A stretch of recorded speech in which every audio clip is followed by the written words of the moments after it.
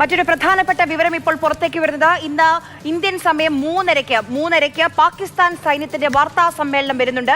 പാകിസ്ഥാൻ സൈന്യം എന്തായിരിക്കും പറയുക എന്നുള്ളത് അറിയാൻ നമുക്കും കൗതുകമുണ്ട്, ആകാംക്ഷയുണ്ട്. കാരണം പാകിസ്ഥാൻ സൈന്യത്തെ സംബന്ധിച്ച്, പാകിസ്ഥാൻ സൈനിക നേതൃത്വത്തെ സംബന്ധിച്ച് വലിയ തിരിച്ചടിയുണ്ടായ ദിവസമാണ്. അവരുടെ ഒരു ഡ്രോണും അവരുടെ ഒരു മിസൈലും ലക്ഷ്യം കണ്ടില്ല, ഒന്നും കര തൊട്ടിട്ടില്ല. അതിനു മുൻപ് ആകാശ യുദ്ധത്തിൽ തന്നെ ഇന്ത്യൻ സൈനിക ശക്തിയുടെ മുഴുവൻ കരുത്തും അവർ കണ്ടിട്ടുണ്ട്, തിരിച്ചറിഞ്ഞിട്ടുണ്ട്. അപ്പോൾ 3:30 നടക്കുന്ന വാർത്താ സമ്മേളനത്തിൽ പാകിസ്ഥാൻ സൈന്യം എന്താണ് പറയാൻ പോവുക? അസീം മുനീർ ആയിരിക്കും. അങ്ങനെ കുറെ കാര്യങ്ങൾ നമുക്കറിയേണ്ടത് 3:30 വാർത്താ സമ്മേളനത്തിൽ നമ്മളും കാത്തിരിക്കുകയാണ്. എന്തായാലും പാകിസ്ഥാനെ സംബന്ധിച്ച് അവിടെ എന്തൊക്കെ നടക്കുന്നു എന്നത് പലവിധ റിപ്പോർട്ടുകളാണ് പുറത്തു വന്നുകൊണ്ടിരിക്കുന്നത്. ആ രാജ്യം കഴിഞ്ഞ നാളുകളായി കടന്നു പോകുന്നത് വലിയ ആഭ്യന്തര കലഹങ്ങളിലൂടെയാണ്. ഇമ്രാൻഖാനെ ജയിലടച്ചതോടുകൂടി ഇമ്രാൻഖാന്റെ അനുയായികൾ പലവിധ സമയങ്ങളിൽ സംഘർഷമുണ്ടാക്കിയിട്ടുണ്ട്. അവരുടെ കനാൽ പ്രോജക്റ്റുമായി ബന്ധപ്പെട്ട് വലിയ പ്രക്ഷോഭങ്ങളുണ്ടായിട്ട് അതിനിടയിലാണ് ബലൂചിസ്ഥാൻ ലിബറേഷൻ ആർമിയുടെ ഭാഗത്തുനിന്ന് കനത്ത ആക്രമണങ്ങൾ പാകിസ്ഥാനെ കഴിഞ്ഞ ദിവസങ്ങൾ അത്രയും നേരിടേണ്ടി വന്നത്. അതിൽ ക്വറ്റി അടക്കമുള്ള സ്ഥലങ്ങളിൽ ബലൂചിസ്ഥാൻ നിയന്ത്രണം ഏറ്റെടുത്തിരിക്കുന്നു എന്ന വാർത്തകളും വന്നിരുന്നു. അതായത് ആഭ്യന്തര തലത്തിൽ വലിയ പ്രശ്നങ്ങൾ നമ്മുടെ ഇന്ത്യയിലേക്ക് അല്ലെങ്കിൽ ജമ്മു കാശ്മീരിൽ വിഘടനവാദം വളർത്താൻ ഏതൊക്കെ നിലയിൽ പാകിസ്ഥാൻ ശ്രമിച്ചോ അതിൻ്റെയൊക്കെ മറുപടി അല്ലെങ്കിൽ അതിനൊക്കെ പാകിസ്ഥാനിൽ തന്നെ അവർ അതിനനുഭവിക്കുന്നു എന്നതാണ് ക്വറ്റി അടക്കമുള്ള കേന്ദ്രങ്ങൾ നിയന്ത്രണത്തിലാക്കിക്കൊണ്ട് BLA നൽകുന്നത്. അവിടെ സ്വതന്ത്ര രാഷ്ട്രം എന്ന ആവശ്യം ഉയരുന്നു. അവിടെയും സൈനിക നീക്കം പാകിസ്ഥാന് നടത്തേണ്ടി വരുന്നു.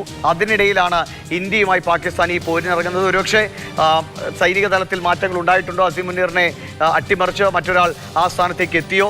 പാകിസ്ഥാൻ സൈന്യവും സർക്കാരും തമ്മിൽ എന്തെങ്കിലും ധാരണ ഉണ്ടായിട്ടുണ്ടോ?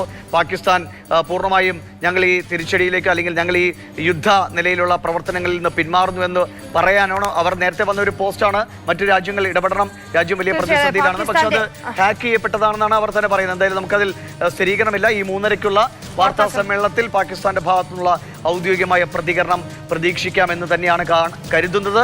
പാകിസ്ഥാൻ ഇനിയെങ്കിലും പഠിച്ചിട്ടുണ്ടെങ്കിൽ ആ പ്രതികരണം ഒരുപക്ഷെ സമാധാനത്തിലേക്ക് വഴി തെളിച്ചേക്കാം. പാകിസ്ഥാൻ പ്രതിരോധ മന്ത്രി ഖ്വാജ ആസിഫിന് ഒരു പ്രതികരണവും വരുന്നുണ്ട്. സൗദി അറേബ്യയുമായും ഖത്തറുമായും ചൈനയുമായും ഈ ഇന്ത്യയുമായുള്ള സംഘർഷത്തിൽ അയവ് വരുത്താനുള്ള ചർച്ചകൾ ശ്രദ്ധിക്കണം, അയവ് വരുത്താനുള്ള D escalation of crisis with India. അതായത് ഈ ഇന്ത്യയുമായി നിലനിൽക്കുന്ന സംഘർഷത്തിൽ അയവ് വരുത്താൻ നിരന്തരം ചൈനയുമായും സൗദി അറേബ്യയുമായും ഖത്തറുമായും പാകിസ്ഥാൻ ചർച്ച നടത്തിക്കൊണ്ടുവരികയാണ്. നയതന്ത്ര തലത്തിൽ ചർച്ചകൾ നടന്നു വരുന്നുണ്ട് എന്നാണ് ഇപ്പോൾ പാകിസ്ഥാൻ പ്രതിരോധ മന്ത്രി ഖ്വാജ ആസിഫിന്റെ പ്രതികരണം വരുന്നത്. അതിലെ ഏറ്റവും പ്രധാനപ്പെട്ട കാര്യം സൗദി അറേബ്യ പാകിസ്ഥാനെ സംബന്ധിച്ച് ഏറ്റവും പ്രധാനപ്പെട്ട രാഷ്ട്രമാണ്. സൗദി അറേബ്യയുടെ ധനസഹായമാണ് പാകിസ്ഥാനെ പല ആപത്ഘട്ടങ്ങളിലും രക്ഷിക്കുന്നത്. നിലവിൽ തന്നെ അതിനെ പതുക്കെങ്കിലും മുന്നോട്ട് തള്ളിക്കൊണ്ടുപോകാൻ സൗദി അറേബ്യയുടെ വലിയ സഹായം പാകിസ്ഥാൻ അനിവാര്യമാണ്. അതുകൊണ്ട് സൗദി അറേബ്യ കർശനമായൊരു നിർദ്ദേശം മുന്നോട്ട് വെച്ചാൽ പാകിസ്ഥാൻ അത് പാലിക്കേണ്ടതായും വരും. പാകിസ്ഥാന്റെ പ്രധാനമന്ത്രിയുടെ സോഷ്യൽ മീഡിയ പോസ്റ്റുകളടക്കം അവിടുത്തെ ആളുകൾ തന്നെ പ്രതികരിക്കുന്നത് നിങ്ങൾ സൗദിയിൽ നിന്ന് പറയുന്നതിനനുസരിച്ചല്ലേ ചെയ്യൂ എന്ന് പ്രതികരിക്കുന്നില്ല. അതായത് സൗദിക്ക് പാകിസ്ഥാന് മേലുള്ള നിയന്ത്രണം അല്ലെങ്കിൽ എത്രത്തോളം സമ്മർദ്ദം ചെലുത്താൻ സൗദി അറേബ്യ എന്ന രാജ്യത്തിന് കെൽപ്പുണ്ട് എന്ന് നമുക്കറിയാം. സൗദി ആണെങ്കിൽ ഇന്ത്യയുമായി വളരെ സൗഹൃദത്തിൽ നിൽക്കുന്ന രാജ്യമാണ്. കഴിഞ്ഞ ദിവസം വിദേശകാര്യമന്ത്രി ഇന്ത്യയിലേക്ക് എത്തിയിരുന്നു. ഇന്ത്യ കൃത്യമായി നമ്മുടെ നിലപാട് അവരെ അറിയിച്ചതാണ്. ഒരു തരത്തിലും ഇന്ത്യ ചെയ്യുന്നത് അല്ലെങ്കിൽ ഇന്ത്യയുടെ ഈ ഭീകരവാദത്തിനെതിരായ നടപടികൾക്ക് സൗദി പിന്തുണ പ്രഖ്യാപിക്കുക തന്നെയാണ് ചെയ്തത്.